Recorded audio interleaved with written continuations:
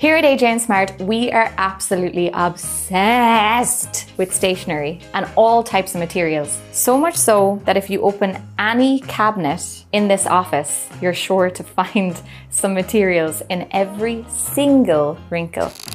If you don't believe me, come follow me and I'll show you. I'm gonna prove it to you. Come over here, come on, come with me, come over.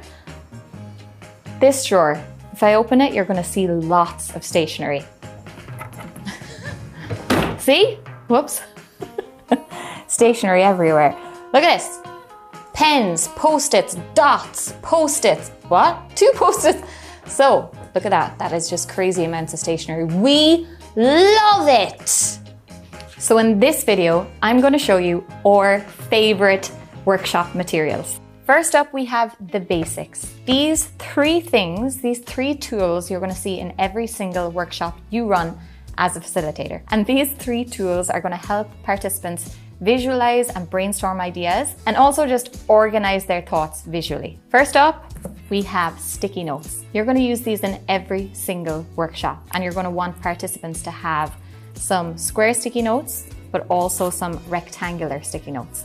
They come in all different sizes.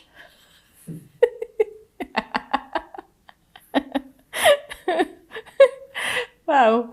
That was unexpected. Shapes, colors, and sizes, and they're going to be perfect for helping participants visualize ideas. Next up, we have our Sharpies. We like to use the Sharpie fine point pen. When you're in a workshop, you're going to notice that participants want to write a lot on a Post-it note to get out one idea, but these Sharpies encourage people and participants to be more concise on the sticky note.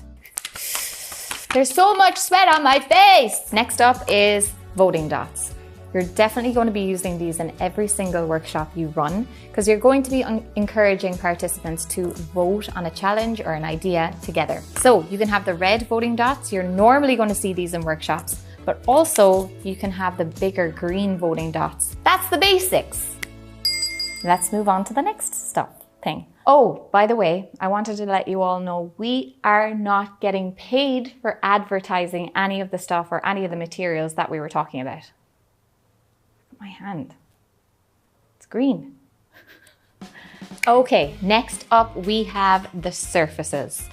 That includes Flipchart or whiteboards, which we have behind us, which are actually glued in to the wall, installed onto the wall.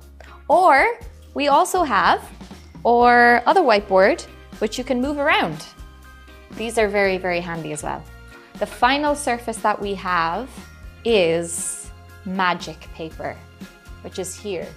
It's a roll of dry erase paper that you can stick to any surface and you can write on it with marker. I'm going to show you how to rip the magic paper.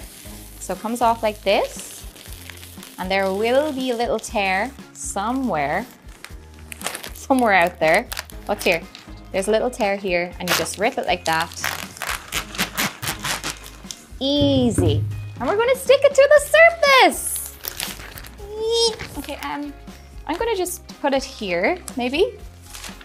It's probably not a good idea to have anything else behind it, but it still works. And there you go. And I'm going to get a little marker.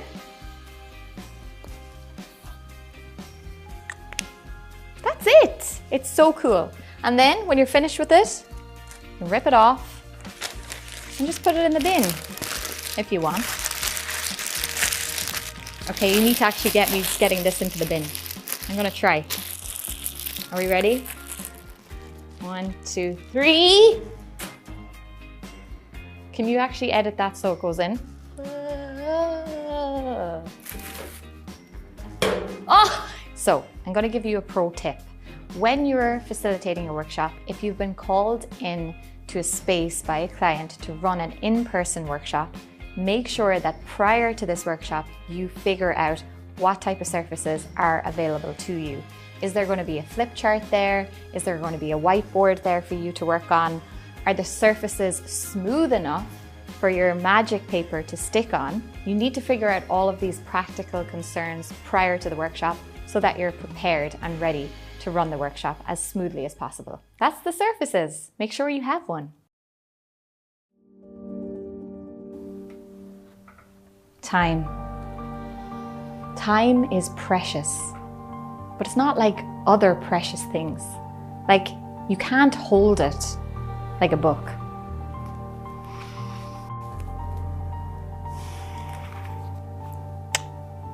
You can't smell it like a Sharpie.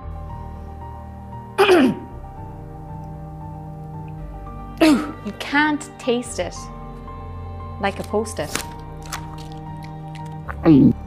But you can manage it in order to run a successful workshop.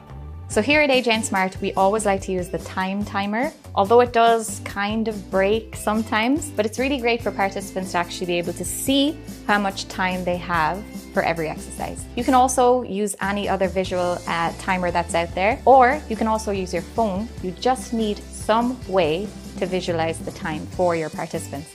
This is really going to help keep them focused throughout the workshop. 112. Okay, next up we have the tech equipment.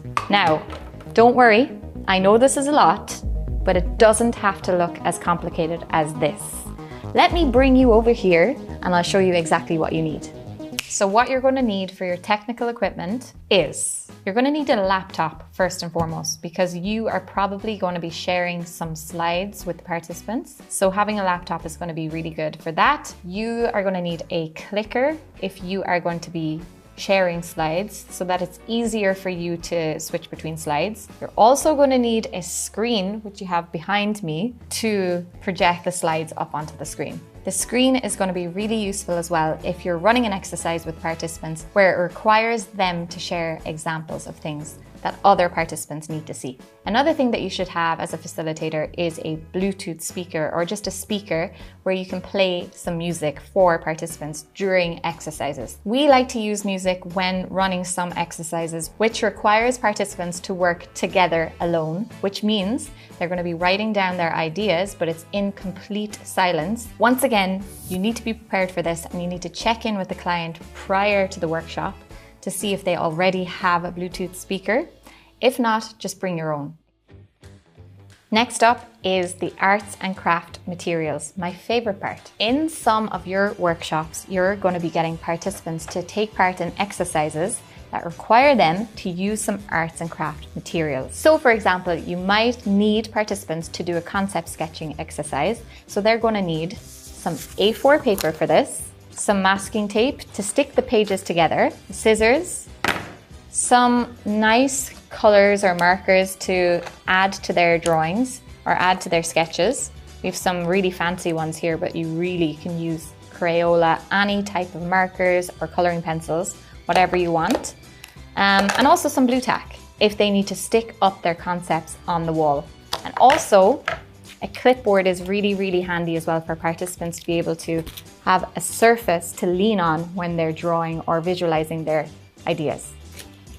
Finally, we have the survival materials. When you're setting up your workshop space, you're going to need some healthy drinks and snacks for each participant in order to keep up their energy throughout the workshop. What we have here is a collection of things. We have some water. We normally have some still and sparkling water on the table for the participants. Normally we have little bowls of mixed fruit and nut. This is really good snack to keep the energy up. We have some fruit, and we also have some healthy little snacks. They're not crisps, but they're just some healthy snacks that are not going to fatigue your participants. You have to be very careful on the snacks that you choose for your participants so you don't actually tire them out. You can't have anything really unhealthy because that's just going to drain their energy. Now, I'm going to actually sit up straight because my back is going to violently break in half if I do this any longer. But that's it. Make sure you have some nice snacks laid out for everyone so that you can keep the energy levels up. Thank you. And there you have it, our favorite essential workshop materials. Please share in the comments if you have any other workshop materials that you really love to use in your workshops. Okay, that's enough out of me. I'll see you all next time. Bye! Bye! Bye! And then Ew! Oh my god! You got the green on your face.